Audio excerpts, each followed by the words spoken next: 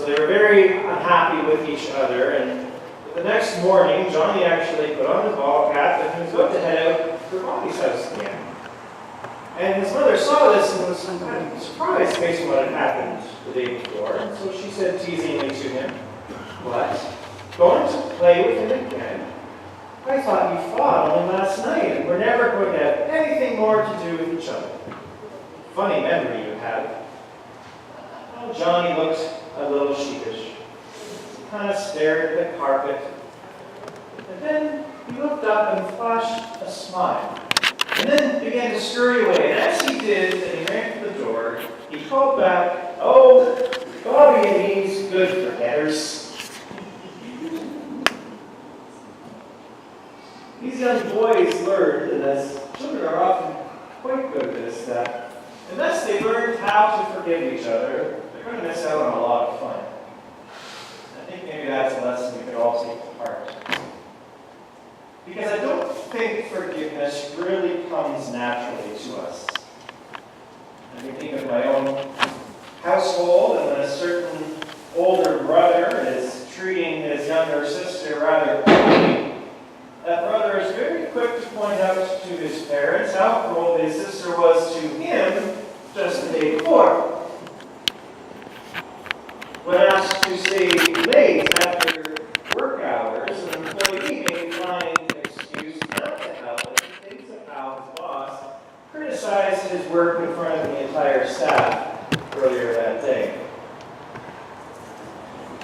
And I'll never forget this one time that I visited a sick parishioner who I knew had endured hardship at the hands of her ex-husband many years previous. And though so much time has passed, I'll never forget as we spoke together, as she lay on what would, as it turned out, be her deathbed. She looked up at me and with all sincerity asked, "How do I forgive?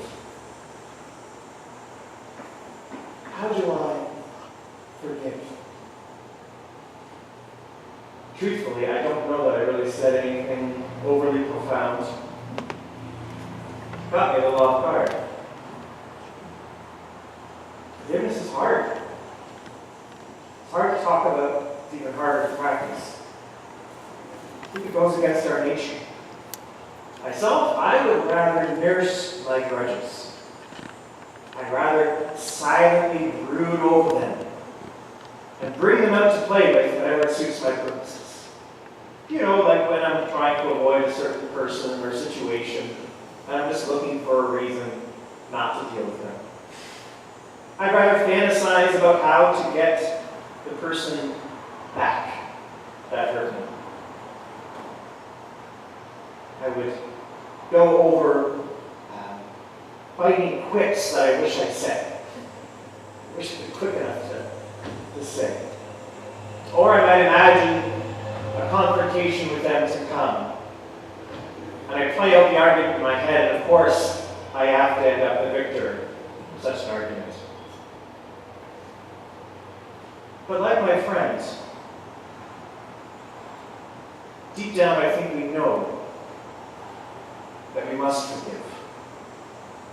Not just because we've heard preachers espouse its virtues for as long as we can remember, but I think in some way we know that limiting forgiveness or refusing to forgive altogether brings with it its own kind of torture upon the human soul. I think this is one of the reasonable interpretations of the parable Jesus tells his disciples of the unforgiving servant.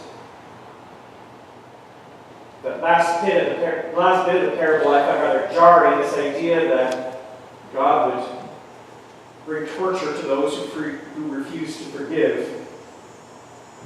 I think we remind ourselves that often the scriptural writers are writing from a theological perspective and interpretation that allows them to speak and give voice to realities that may fall outside their categories of understanding. Today we would probably look at this psychologically and realize that to hold on to bitterness and regret can create for itself a prison around our heart.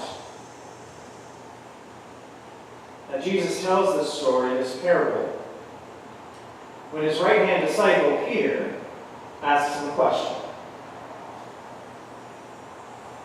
You'd think Peter would know better by now. Whenever they ask Jesus questions, he always comes out with a rather difficult teaching or parable.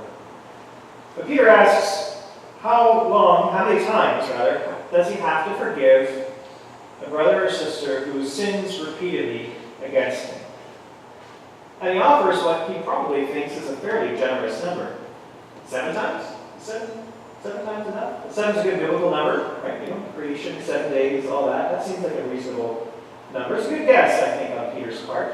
I mean, if I have to think about it, if I'm thinking that someone's trying to provoke me by punching me in the shoulder, I don't know that I could wait for 7 times before I give him a little punch back.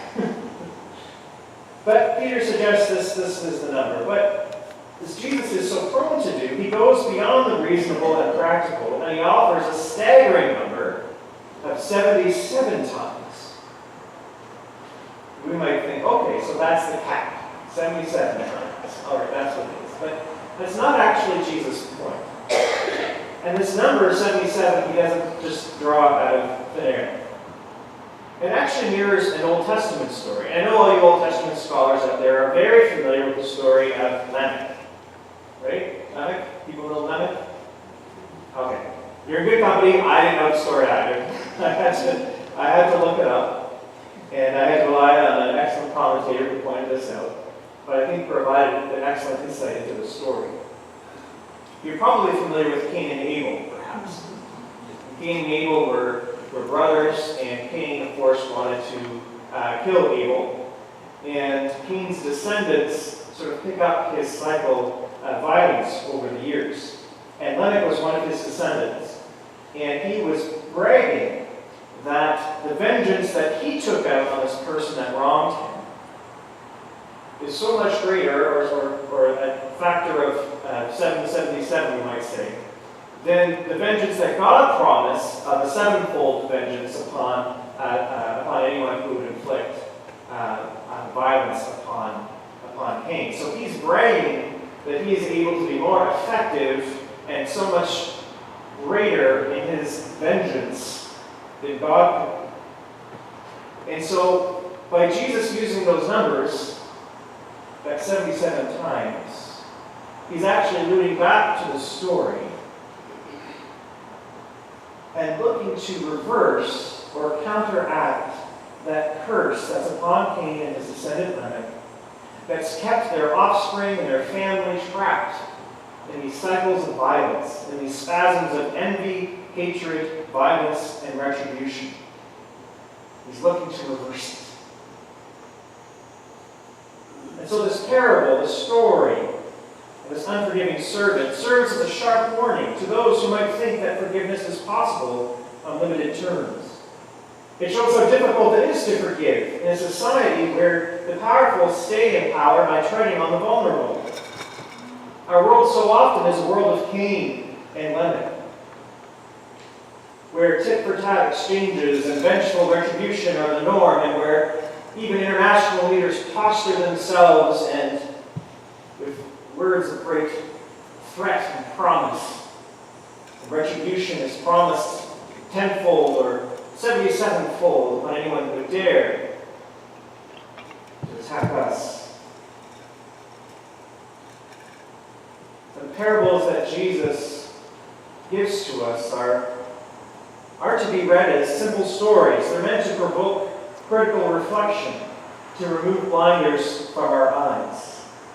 We have to be careful not to interpret them too literally or even too allegorically, where we're equating each of the characters with a specific person sort of in real life. But the characters that Jesus does use always bear resemblance to the way his world operates. And so the king and the servants in this story would actually be quite familiar, or their pattern, their exchanges would be quite familiar in ancient Mediterranean culture.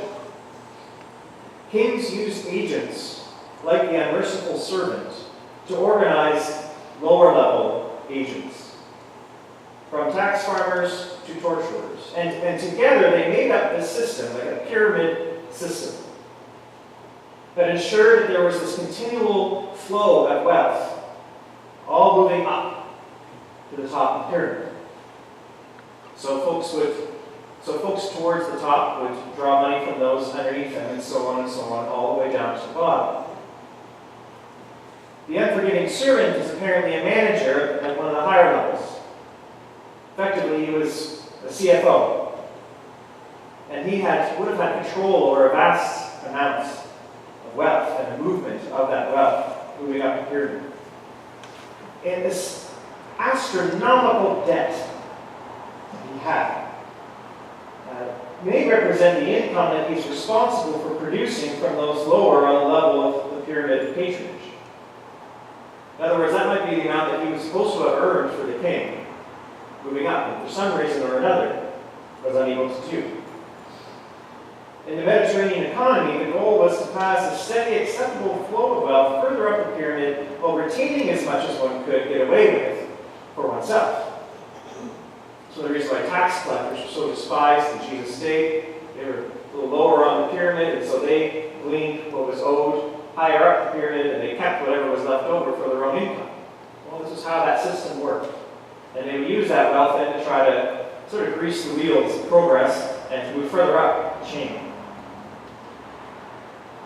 Now this slave, the servant, who works near at the very top of the pyramid, must have taken too large a share for himself. Or perhaps he was just not very good at his job, and after a period of time, just couldn't keep track of the wealth that really he owed. And so now he's in a position of great danger. His position, his ability to make a living, his family, his very life was at stake.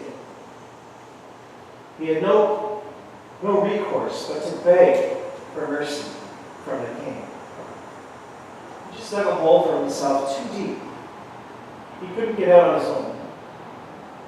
He was desperate, with nowhere else to turn, with no hope other than perhaps in the king's benevolence. Miraculously, as the story goes, the king forgives his debt. He doesn't even just spare him from jail. He says he doesn't have to pay it back at all. Which is amazing. The slave's life is restored.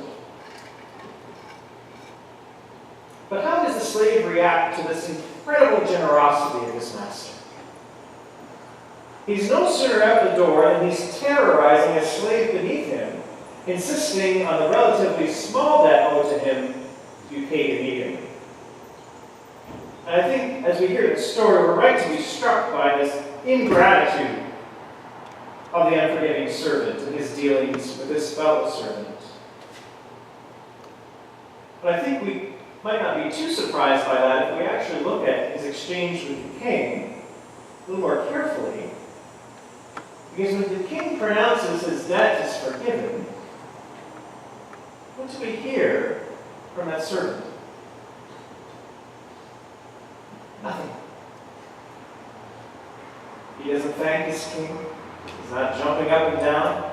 I'm telling you, if someone came along and told me my credit card debt was forgiven, I would do a little dance. I'd be excited. I'd be happy. And that pales in comparison to this fellow's debt. But we don't hear him saying thank you. We don't hear him rejoicing. We don't hear him celebrating. Instead, the next thing we hear from him are words to bully, to terrorize, to threaten. He isn't moved to extend the generosity he's received to others. And I think perhaps it's because he never truly understood the gift he'd been given. Maybe he understood it up here, but I don't think he understood it in here. He kept living as one bound to a system of extraction and violence. He kept living as if he was on this pyramid. And, maybe he thought that the king might change his mind and he needed to get as much money for himself back as he could, just in case. Maybe he was too caught up in self-preservation, but the good news proclaimed to him was preventing him from transforming his entire way of life.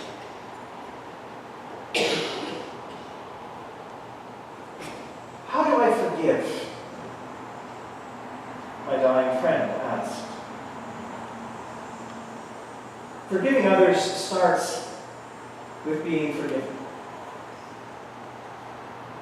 It is rooted in a profound appreciation for God's grace and forgiveness that is bestowed upon each of us, each and every day.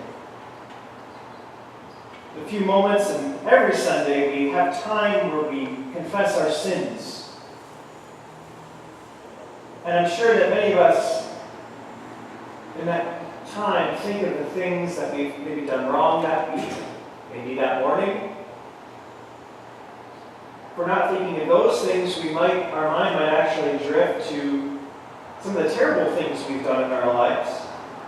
Things we've probably asked God for forgiveness over and over and over again, as if those first words of forgiveness haven't really quite taken hold yet.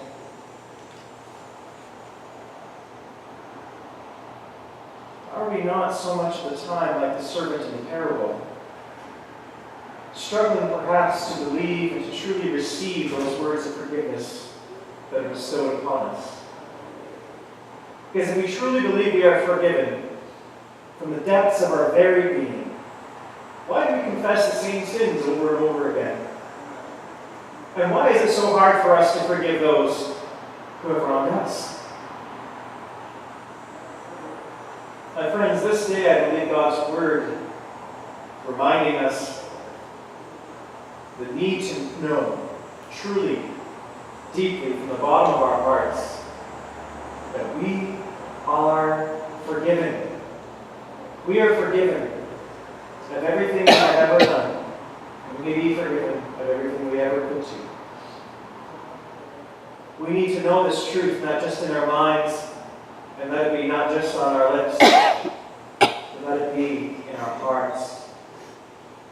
We should rise upon hearing Christ's words of forgiveness, which are pronounced in the absolution, with burdens lifted, hearts full of gratitude and peace, so that with our hearts being full, we may come to forgive ourselves for those things we ought not to have done. And we use a measure of the forgiveness we've received to forgive others. Someone at the 9:30 called it paying it forward in terms of forgiveness. And so this day, let us join with the psalmist in declaring joyfully the goodness of our generous God and the freedom and the liberty we now know due to God's staggering forgiveness. God does not deal with us according to our sins, he writes, nor repay us according to our iniquities. For as the heavens are high above the earth, so great is God's steadfast love. As far as the east is from the west, so far God removes our transgressions from us. Thanks be